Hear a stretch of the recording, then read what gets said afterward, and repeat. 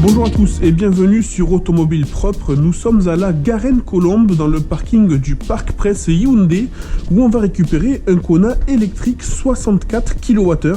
C'est la version à grande autonomie et tant mieux car on va faire plus de 2000 km avec. Autoroute à 130 km/h, charge ultra rapide, record d'autonomie sur route nationale. On va tout essayer et c'est parti.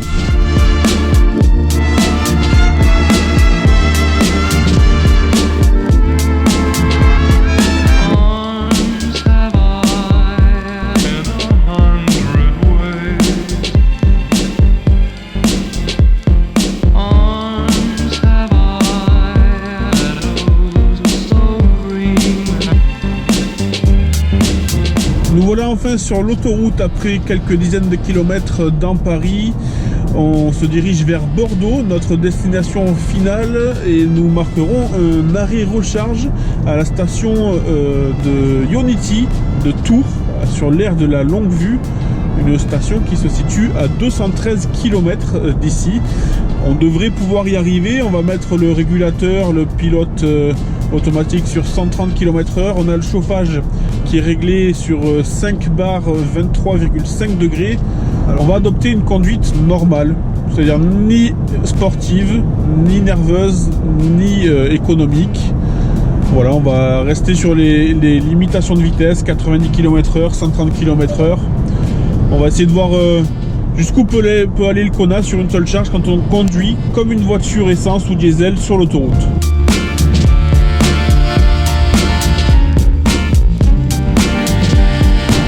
On est sur la 10 à 110 km/h, c'est la vitesse limite pour l'instant.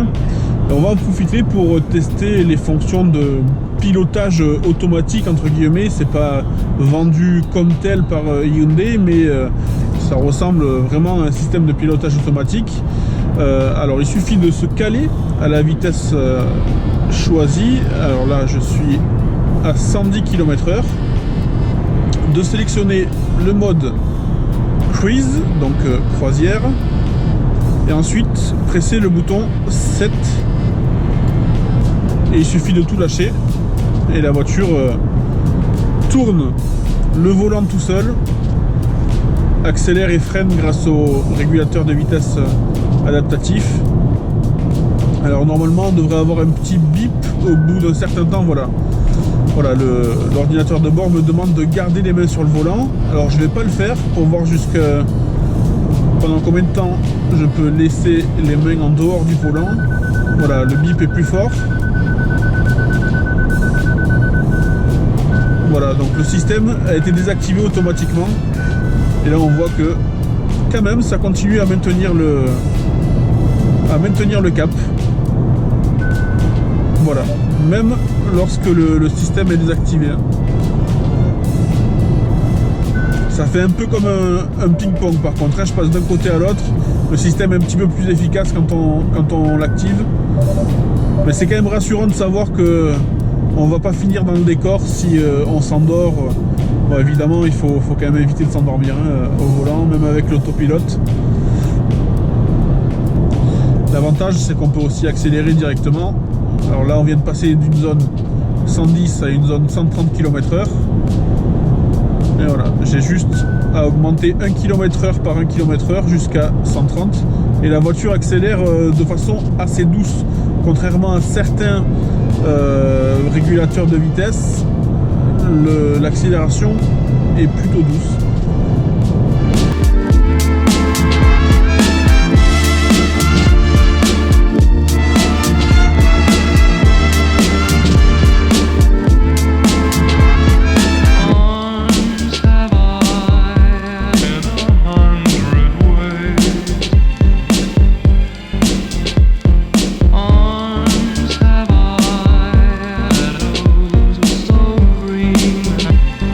Vous nous aviez demandé de mesurer le volume sonore à bord du Kona.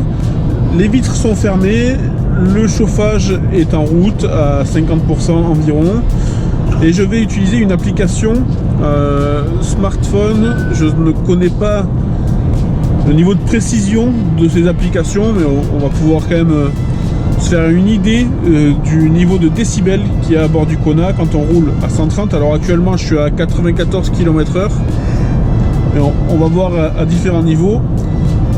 Alors voilà, à 94 km/h, on est autour de 70 décibels.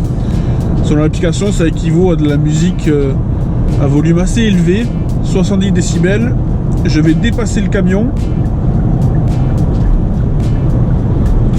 et me mettre à 130 km/h.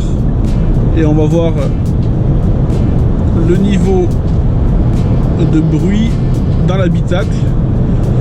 Alors la caméra amplifie peut-être le niveau sonore. En tout cas moi je trouve que à mon niveau c'est quand même très acceptable. Le véhicule est assez silencieux et évidemment les bruits qu'on entend le plus sont les bruits de roulement et les bruits aérodynamiques, mais ça c'est commun à tous les véhicules et à moins d'améliorer le coefficient de pénétration dans l'air, j'ai du mal à voir comment on pourrait faire diminuer ce bruit. Alors voilà, là je suis à 131 km/h et le niveau sonore, je vais arrêter de parler sinon ça va fausser les résultats.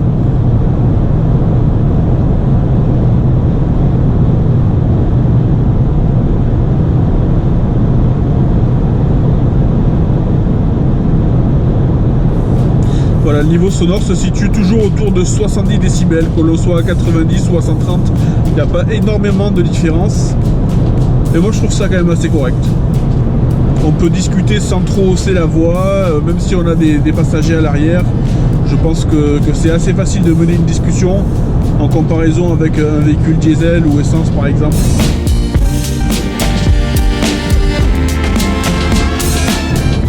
Ça y est, on arrive à la première étape, à la station de Tours, la longue vue, où on va chercher la borne Ionity, la borne de recharge ultra rapide, pour pouvoir repartir jusqu'à Bordeaux.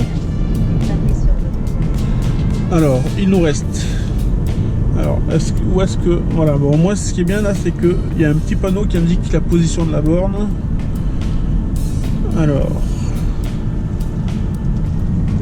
Il n'y a plus de panneau. Ah, il y a une inscription au sol. Voilà, on arrive à la borne Ionity. On va se garer. On a de la chance. Il n'y a personne. Là, voilà la borne. Je vais faire un petit demi-tour. Ah ben, il y en a plusieurs. Super. Aucun véhicule en charge sur la station Ionity. C'est parfait. Parking. Alors, on est parti de Paris. On est parti à 10h07 de Paris, il est midi 33. On a roulé à 130 km/h avec l'autopilote. Et il nous reste 28% de batterie. 28% de batterie, ça fait une autonomie estimée de 88 km. 89 sans climatisation, je sais pas s'il parle de chauffage ou climatisation à proprement parler. Pour rappel, on avait le chauffage, on a toujours d'ailleurs le chauffage à 5 bars, 23,5 degrés. Voilà, et puis on va commencer, on va charger, hein, on va essayer de charger. C'est parti.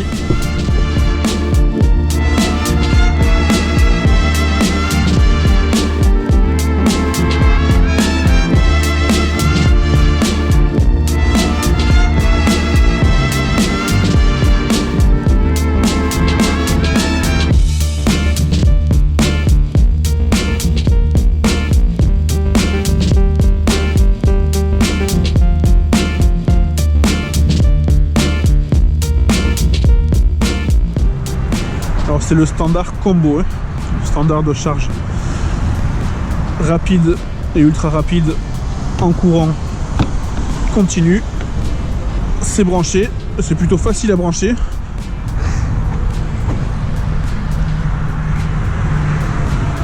Fait.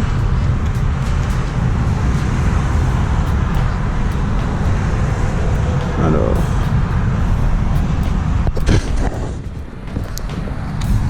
Apparemment, il faut avoir une carte. ou une application smartphone. On va essayer avec les cartes fournies par Hyundai. Alors on a deux cartes.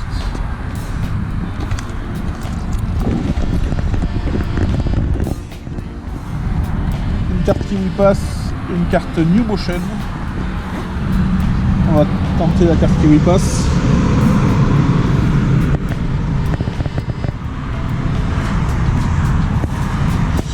Ça ne fonctionne pas. Et on tente la carte New Motion.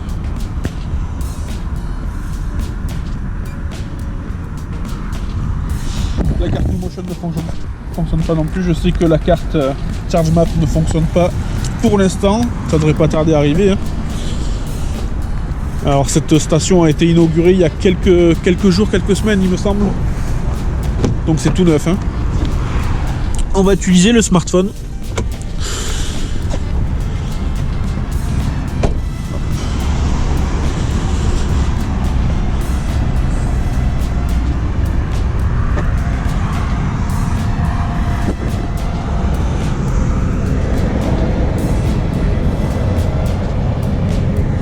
Alors il y a quand même très peu d'informations, hein, sur cette station Ionity.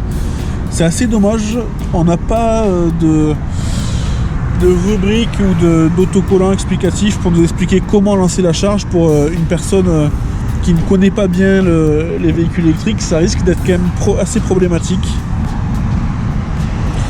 Voilà, par exemple là il ne me dit pas quelle application smartphone je dois utiliser.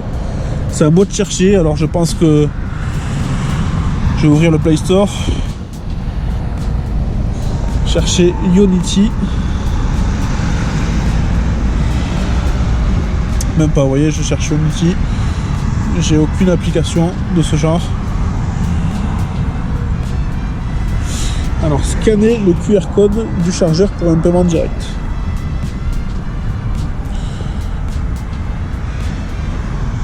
Alors, c'est ce que je fais, ok.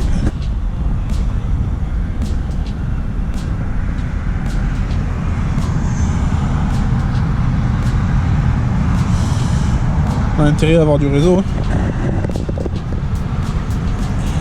Ok, alors c'est écrit en anglais.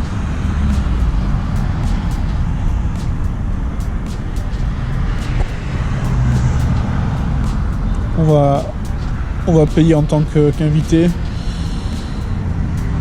Alors c'est 8 €, c'est un tarif unique, hein. Quelle que soit la quantité d'énergie qu'on recharge, quel que soit le temps qu'on reste branché, on paiera 8 €. C'est la décision de Ionity. C'est vrai que c'est assez étonnant, mais ça incite à venir avec une batterie vide et de repartir avec une batterie pleine et de ne réserver les bornes Ionity qu'aux personnes qui font de longs trajets et qui ont besoin de charger une grande quantité d'énergie rapidement puis repartir. Ça a au moins l'avantage d'éviter à ce qu'il y ait des personnes qui squattent les bornes. Alors 8 €. Ok. Donc voilà, on est redirigé vers une plateforme de paiement par carte bleue. Et je dois sortir ma carte. Ok. Le paiement est en cours.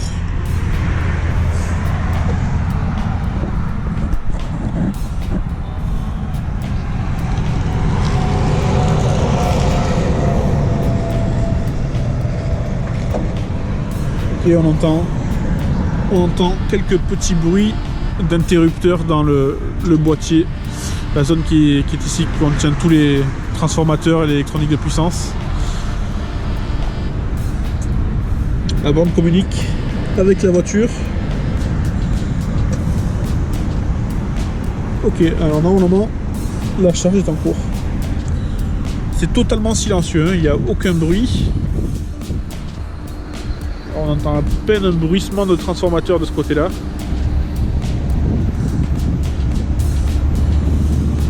Ok, ça y est, les informations sont remontées.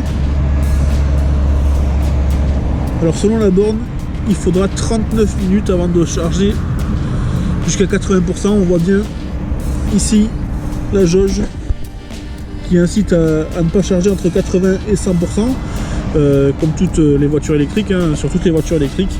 la recharge rapide, ultra rapide, entre 80 et 100% n'est pas possible.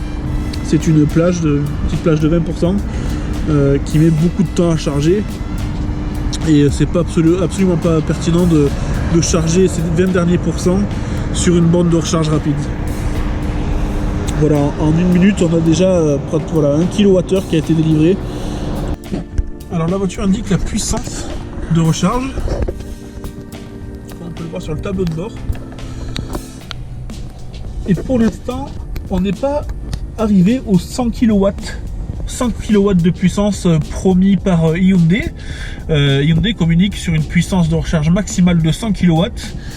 Et apparemment, personne n'est déjà arrivé à atteindre cette vitesse-là, cette puissance-là de recharge. Et là, on peut constater qu'on est à 73 kW. C'est quand même pas mal. C'est pas mal du tout. Mais on est quand même toujours en dessous et assez en dessous de ce qui a été promis par le constructeur. Bon, apparemment, il reste 38 minutes avant d'atteindre 80%. On a un petit bruissement qui provient de dessous le capot. Un bruit de transformateur qui semble tourner à pleine puissance. On charge depuis environ 10-12 minutes. Et on remarque quelque chose d'étonnant, c'est que la puissance de charge diminue, puis augmente, puis diminue au fil de la charge. On a commencé autour de 72-73 kW. On a plafonné à 77 kW il y a quelques minutes. Puis là, on voit que ça baisse d'un coup. Là, vous voyez. C'est passé de 77 à 72, 70, 65. Puis là, on est à 56 kW. On ne sait pas pourquoi. C'est difficile de comprendre. On n'a pas d'outils avec nous pour éventuellement sonder la température de la batterie, sonder la température du chargeur, voir si la puissance de recharge est due à une température trop élevée éventuellement de la batterie. Alors c'est vrai que ça fait 2 heures qu'on roule à 130 km/h non-stop. Alors peut-être que la batterie est trop chaude. On stagne à 56 kW alors qu'on a seulement 56% de la batterie rechargée. On doit arriver jusqu'à 80% et on n'est pas à pleine puissance. On est même à pratiquement la moitié de la puissance qui est indiquée par Hyundai, 100 kW. Donc tout n'est pas parfait. C'est vrai qu'il y a pas mal d'écart entre la communication des constructeurs et les performances réelles, en tout cas au niveau de la recharge. On a 23 minutes avant de charger jusqu'à 80%. On va faire un tour à la boutique, on va manger, il est midi. Et on retournera à la voiture juste après. Alors je reviens de la boutique. Et qu'est-ce que je vois? Je vois que la puissance de charge a encore baissé. On est entre 35 et 40 kW. On en est à 73% de batterie. Donc on n'est pas encore arrivé au fameux 80% à partir duquel la vitesse commence à chuter normalement. La vitesse commence à chuter en fait bien avant les 80%. Donc ça risque de prendre un petit peu de temps. En tout cas, on est toujours très loin des 100 kW. En attendant, je vais manger. Bon appétit!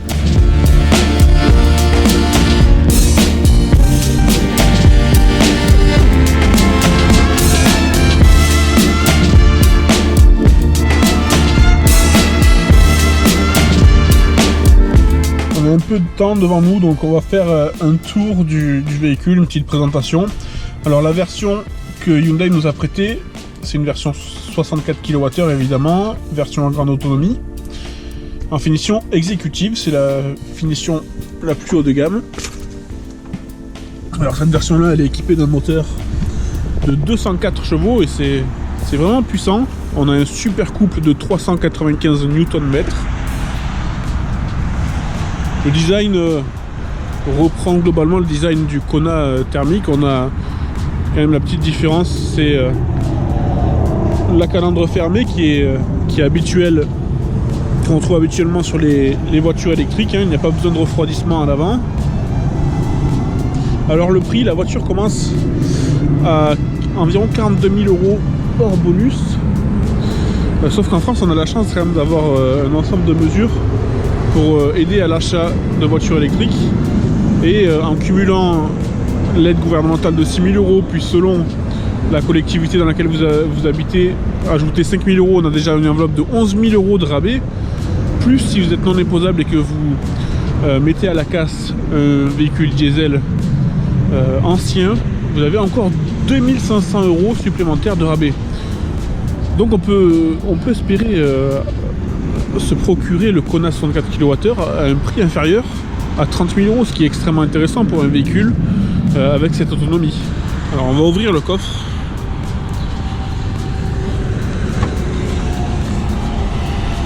Voilà, vous pouvez avoir une idée de l'espace. C'est quand même assez intéressant pour un véhicule de cette catégorie. Dessous on a une petite trappe pour ranger les câbles. Le câble domestique est ici. Les équipements de la sécurité aussi.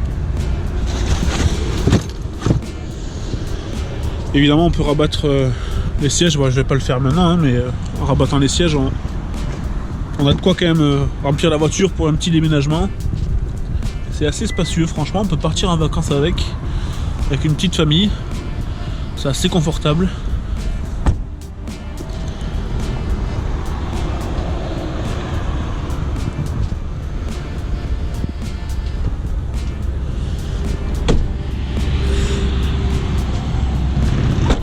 Alors ça y est, on est arrivé à 93%, ça ne charge plus très vite, ça charge à 15 kW.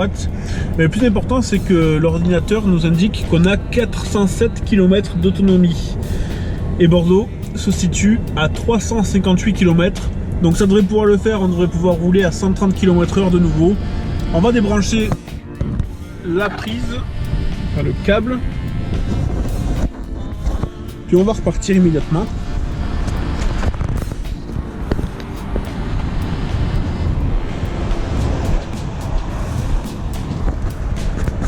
Voilà. Alors on a rechargé un petit peu plus d'une heure, 1 heure et 3 minutes, et on a rechargé 47 kWh. On en est à 93%, on est arrivé avec 28% de batterie. Et selon la borne, il reste 28 minutes pour aller jusqu'à 100%, mais c'est pas utile dans notre cas puisque l'autonomie estimée par la voiture est supérieure à la distance à laquelle nous devons nous rendre. Donc on va arrêter la recharge. Ok, donc c'est immédiat, c'est super, on peut débrancher. Parfait.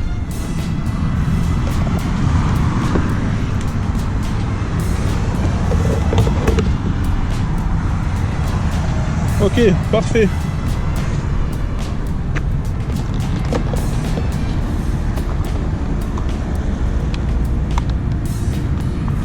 C'est ça d'abord. Ça ensuite, parfait.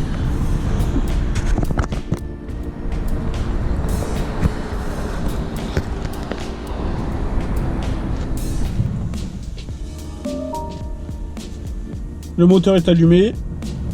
Alors l'estimation, elle s'est ajustée. On était à 407 km d'autonomie estimée quand on a été branché. Puis au moment où on a branché et on a allumé le moteur, l'estimation est passée à 347 km.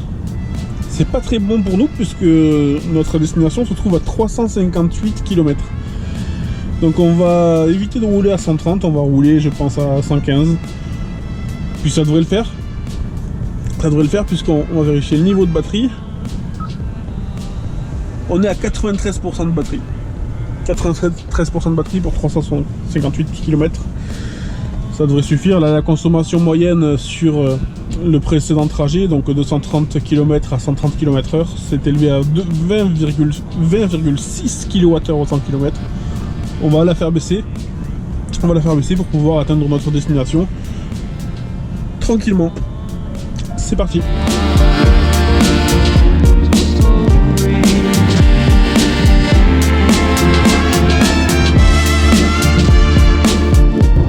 On a quitté la station Ionity de Tours depuis environ 80 km et il y a quelque chose d'intéressant qui vient de se passer, c'est que l'estimation d'autonomie 275 km,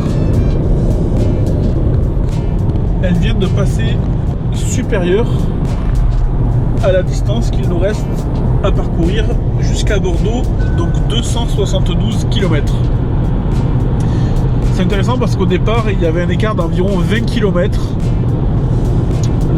L'ordinateur de bord estimait qu'on ne pouvait pas arriver à Bordeaux et qu'on tomberait en panne environ 20 km avant notre arrivée.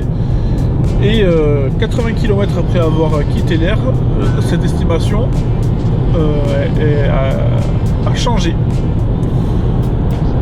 Et donc on est là pour l'instant 2 km. On a 2 km de marge. Ça devrait continuer à grandir puisque on roule à 115 km/h sur régulateur. On a traversé pas mal de zones de travaux qui étaient limitées à 90 km/h. Donc ça nous a un peu arrangé en baissant la vitesse moyenne et de façon consécutive en baissant la consommation moyenne. On va jeter un coup d'œil d'ailleurs à la consommation moyenne depuis notre départ de l'aire de Ionity, l'aire de Tours. Et pour l'instant, on est à 16,1 kWh au 100 de moyenne sur environ 80 km. Et on est déjà 4 kWh en dessous du tronçon entre Paris et Tours que nous avons parcouru à 130 km/h. Donc c'est intéressant, on voit qu'en baissant de 15 km/h la vitesse, eh bien on gagne pas mal en autonomie et on baisse de façon significative sa consommation moyenne.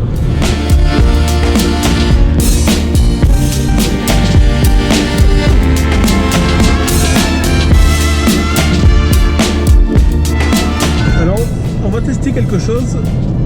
On va voir comment se comporte le pilote automatique quand on arrive derrière un camion. Et là j'ai mis le pilote automatique à 115 km/h. On s'approche, comme vous pouvez le voir, du camion. Et il commence déjà à ralentir maintenant puisqu'on est à 110, 109, 108. Et on va voir jusqu'où il va aller. Il me demande d'appuyer sur le volant, enfin de garder les mains sur le volant. Une simple pression suffit. Voilà, et là on est derrière le camion à 95 km/h, 94 maintenant. Et le système de pilotage automatique a décéléré sans aucun mouvement brusque. Il a détecté la distance qui nous sépare du camion en face. Alors la distance de sécurité paraît un petit peu courte quand même. On nous apprend souvent de mettre une distance équivalente à deux grandes lignes, les deux grandes lignes sur le côté droit de l'autoroute. Et là c'est pas du tout le cas. On doit être à quelque chose comme 15 mètres du camion. J'espère que s'il freine brusquement, la voiture est capable de le détecter rapidement et de réagir en conséquence. Voilà, là on est à 91 km/h, on est calé derrière le camion. Ce qui est sympathique avec ce pilotage automatique, c'est que il suffit d'activer le clignotant à gauche et même pas besoin d'appuyer sur la pédale d'accélérateur. Voilà, dès que le système détecte que la voie est libre, la vitesse qu'on a paramétrée, donc ici 115 km/h, est récupérée rapidement. La voiture accélère sans à-coups, c'est très fluide.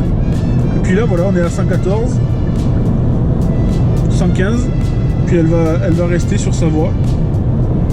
Elle aura accéléré et freiné naturellement, donc on n'appuie pratiquement jamais sur la pédale d'accélérateur. Et c'est vrai que c'est assez confortable pour les longs trajets.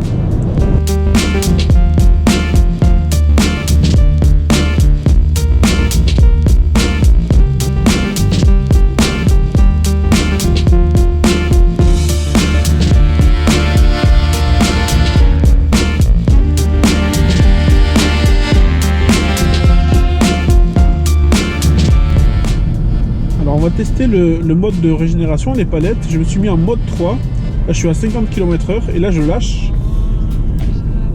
Le freinage est assez fort, mais il n'est pas brusque non plus. Et il ne s'arrête pas totalement. Voilà, là il y a une sorte d'embrayage simulé. Quand on lève le pied de l'accélérateur et qu'on ne touche pas au frein, la voiture continue d'avancer à très basse vitesse.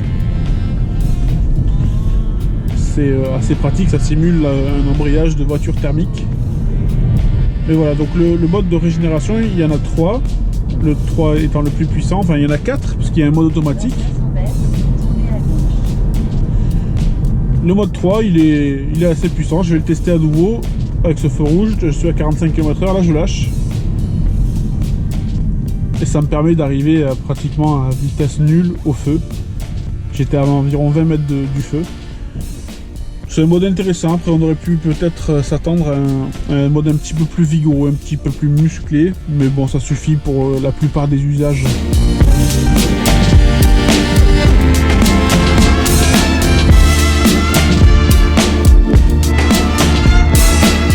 Ok, donc on est à 100 mètres de l'arrivée enfin à Bordeaux après une journée passée sur la route depuis Paris.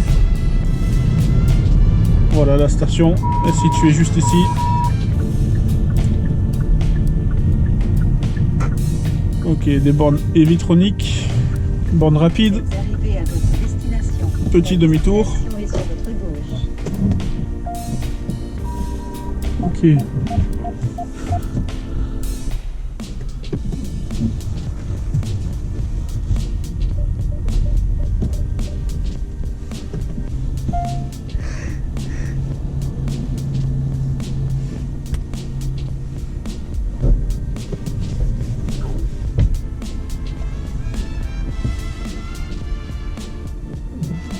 Arrivé, parking, parfait. On va consulter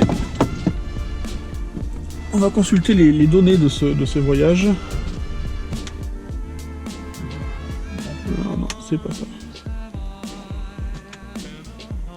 Je sais plus. Hop. Il est 17h27. On vient d'arriver à Bordeaux. Après 7h20 de route, dont 1 heure de recharge sur la station Ionity de Tours, il nous reste 32 km d'autonomie et 9% de batterie, selon l'ordinateur de bord. Donc on aurait pu encore rouler pendant 32 km. On va consulter les données. Alors depuis Paris, on a parcouru 581 km et la consommation moyenne entre le premier tronçon, entre Paris et Tours, où nous avons roulé sur régulateur à 130 km/h, puis entre Tours et Bordeaux, où nous avons roulé sur régulateur à 115 km/h, on obtient donc une consommation moyenne totale de 17,5 kWh au 100, ce qui est vraiment pas mal du tout. La moyenne pour le tronçon entre Tours et Bordeaux, donc roulé à 115 km/h sur régulateur, c'est 15,6 kWh au 100, ce qui est également très bon. Pour rappel, entre Paris et Tours, nous avions roulé à 130 km/h sur régulateur et obtenu une consommation moyenne de 20,5 kWh au 100. Et là donc avec 15,6 kWh au 100 pour 115 km/h de vitesse sur régulateur, c'est vraiment très bon, hein. On remarque qu'en baissant un tout petit peu la vitesse, on diminue beaucoup la consommation. On va recharger.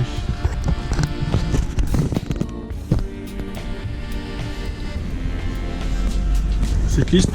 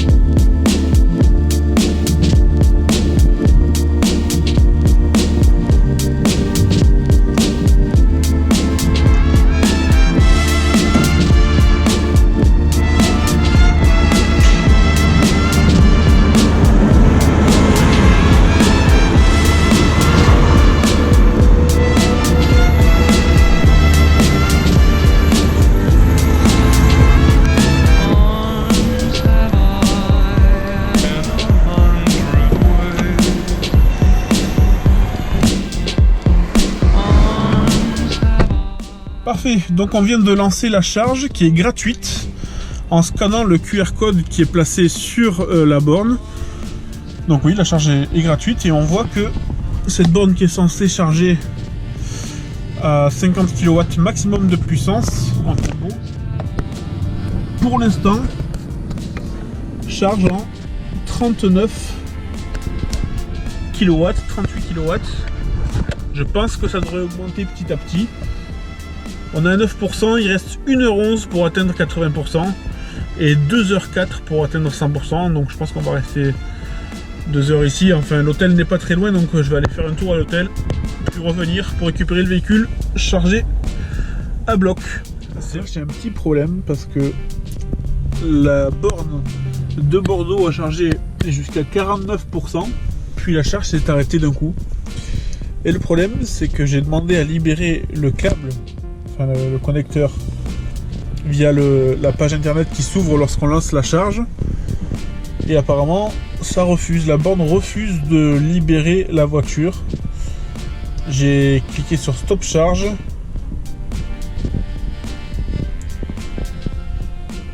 Donc ça recherche pendant un petit moment, puis ça refuse de libérer le câble.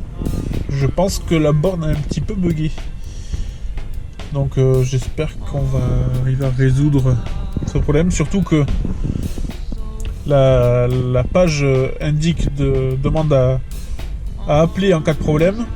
Sauf que quand on clique sur le petit logo téléphone, ok, bah ça aide pas beaucoup quoi. On n'a aucun numéro de téléphone à appeler. C'est pas terrible. C'est pas terrible, surtout si les personnes qui tombent sur ce genre de petits problèmes, enfin petits problèmes, c'est des problèmes assez sérieux du coup. Si ces personnes-là ne sont pas trop habituées aux véhicules électriques ou sont en train de tester un véhicule électrique, c'est vraiment ce genre d'aléa qui peut décourager beaucoup de gens à passer à l'électrique. Donc il y a un gros effort à faire aussi au niveau de l'infrastructure de recharge et sur la gestion de la recharge. Parce que là c'est pas possible de ne pas laisser la borne libérer le câble et libérer la voiture. Ok, donc on a quitté la borne de recharge rapide, soi-disant rapide, de Bordeaux-La Bénosse, parce que la borne en fait avait interrompu la recharge au bout de 49% de la batterie. La charge s'est arrêtée d'un coup. J'ai essayé de la déverrouiller, comme vous avez pu le voir sur le petit site qui s'est ouvert quand j'ai flashé le QR code. Ça n'a pas fonctionné. Puis j'ai appelé l'assistance FreshMind avec le numéro qui était affiché sur un autocollant sur la borne. Et j'ai passé pratiquement 30 minutes avec l'assistance qui a redémarré à plusieurs reprises la borne, 3 ou 4 fois. Donc elle a lancé une charge, arrêté la charge plusieurs fois et c'est tout ce qu'elle avait en fait, c'est tout ce que la personne au bout du fil pouvait faire. Elle m'a proposé de faire appel à un technicien qui interviendrait demain. Alors je savais pas à quelle heure, c'était pas une solution possible quoi. Donc j'ai regardé sur le manuel de la voiture et apparemment en éteignant plusieurs fois la voiture puis en appuyant sur le bouton autolock, etc. Enfin, c'est un truc... ça a fini par déverrouiller la voiture, mais je sais pas si le problème venait de la borne ou de la voiture ou des deux. Donc grand mystère. Le fait est que j'ai seulement la moitié, enfin même pas la moitié, j'ai un peu 49% de la batterie, c'est ça.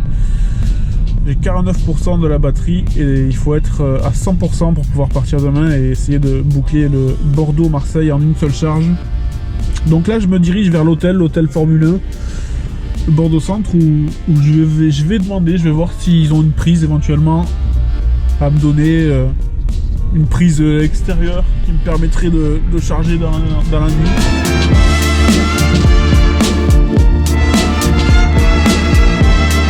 Vous pouvez l'imaginer, l'hôtel F1 n'a pas de prise à disposition des véhicules électriques.